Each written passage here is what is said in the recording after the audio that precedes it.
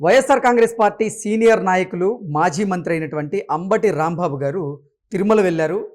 వెంకటేశ్వర స్వామిని దర్శించుకున్నారు. ఆ తరువాత వెంగమాంబ అన్నప్రసాద కేంద్రంలో ఆయన అన్నప్రసాదాన్ని కూడా స్వీకరించారు.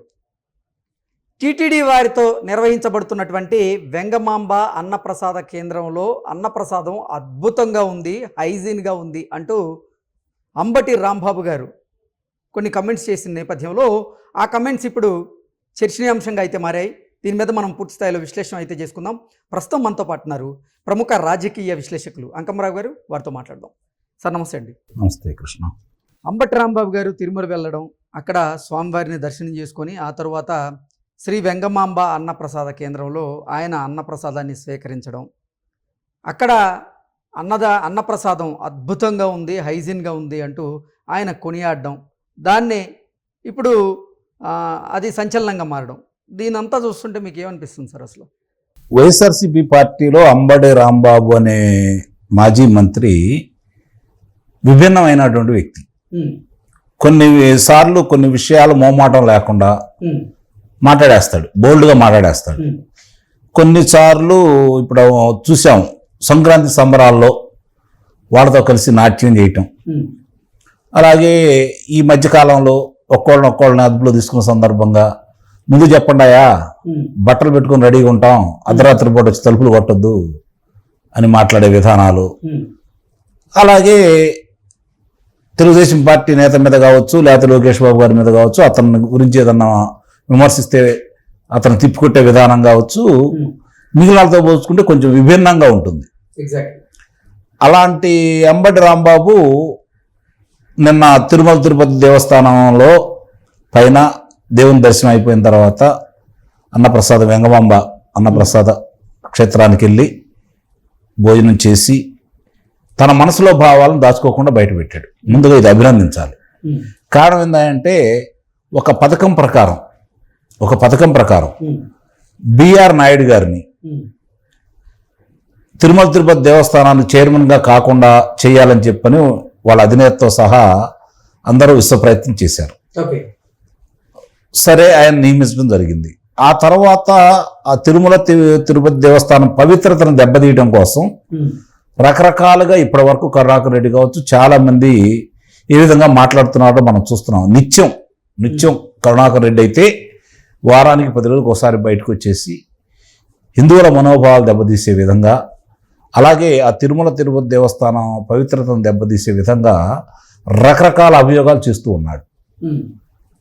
ఈ సందర్భంలో వాళ్ళలో ప్రముఖ నాయకుడైన మాజీ మంత్రి అయినటువంటి అంబటి రాంబాబు గారు ఈ విధంగా తిరుమల తిరుపతి దేవస్థానంలో జరుగుతున్నటువంటి అన్నప్రసాదం అంటే నిత్యాన్నదానానికి సంబంధించిన వెంగమాంబ ఆ స్థలంలో భోజనం చేయటమే కాకుండా దాని పవిత్రత, శుభ్రత, మరి రుచికరంగా ఉన్నటువంటి ఆ వంటల గురించి ఆయన ప్రశంసించడం మాత్రం ఇది వైఎస్ఆర్సీపీ పార్టీకి గొంతులో పచ్చి వెలక్కాయ పడ్డట్టే. అందుట్లో ఎలాంటి సందేహం కూడా ఏం లేదు. సహజంగానే తనని పొగిడే వాళ్ళకి, అలాగే ప్రతిపక్షాల మీదకి వెళ్ళి దాడి చేసే వాళ్ళకి ఎక్కువ ప్రోత్సాహం ఇచ్చే జగన్మోహన్ రెడ్డి ఈరోజు ఈ విధంగా ఒక ముఖ్య నాయకుడు ఉన్న వ్యక్తి ఈ విధంగా మాట్లాడటం అనేది నాకు తెలిసి అతను జీర్ణించుకుంటాడని అయితే నేనైతే భావించట్లా. నిస్సందేహంగా అంబటి రాంబాబు మీద చర్య తీసుకుంటాడని అయితే నేను భావిస్తున్నా. ఎందుకంటే అతను మొట్టమొదటి కూడా వాళ్ళ తండ్రి కాలం నుంచి కూడా తిరుమల తిరుపతి దేవస్థానం పవిత్రతను దెబ్బతీయాలని ఆ ఆస్తుల మీద కన్నేసినటువంటి కుటుంబం వాళ్ళది. మరి అలాంటి వ్యక్తి ఈరోజు తన మాజీ మంత్రి ఆ తిరుమల తిరుపతి దేవస్థానంలో ఇప్పుడున్న ఈ కూటమి ప్రభుత్వం ఆధ్వర్యంలో నడుస్తున్నటువంటి ఒక కార్యక్రమాన్ని పొగట్టం అంటే సహించగలడా? అంటే తిరుమల తిరుపతి దేవస్థానం పాలక మండలి పనితీరుని, అలాగే అన్నప్రసాదాల క్వాలిటీని ప్రశంసించినటువంటి ఈ అంబటి రాంబాబు గారి మీద ఇప్పుడు జగన్మోహన్ రెడ్డి చర్యలు తీసుకోవడం తప్పదా? అంబటి రాంబాబు ఇప్పుడు అసలు వైసీపీకి గుడ్ బై చెప్పదా? అంటే అతను ఒకటి నేను ఆ జిల్లా అంటే ఉమ్మడి జిల్లాలో అతను మొట్టమొదటి 1989లో రేపల్లె నియోజకవర్గం నుంచి గెలిచాడు. ఆ తర్వాత 30 సంవత్సరాల తర్వాత సత్తెనపల్లి నియోజకవర్గం నుంచి గెలిచాడు. మొట్టమొదట కాంగ్రెస్ పార్టీ రాజశేఖర రెడ్డికి దగ్గరగా ఉండేవాడు. తర్వాత జగన్మోహన్ రెడ్డి పార్టీ స్థాపించిన కాడి నుంచి జగన్మోహన్ రెడ్డి వెంటే నడుస్తున్నాడు. వాళ్ళకి నమ్మిన బొంటుగానే ఉన్నాడు, వాళ్ళకి విధేయుడిగానే వ్యవహరించాడు ఇప్పుడు దాకా. మరి అలాంటి వ్యక్తి ఎందుకే నాన్న కొన్నిసార్లు కొన్ని పచ్చి నిజాలు మాట్లాడతాడు అతను. అది పార్టీకి నష్టం జరిగిద్దా అని ఆలోచించడు, మనసులో ఎదుంటది మాట్లాడేస్తూ ఉంటాడు.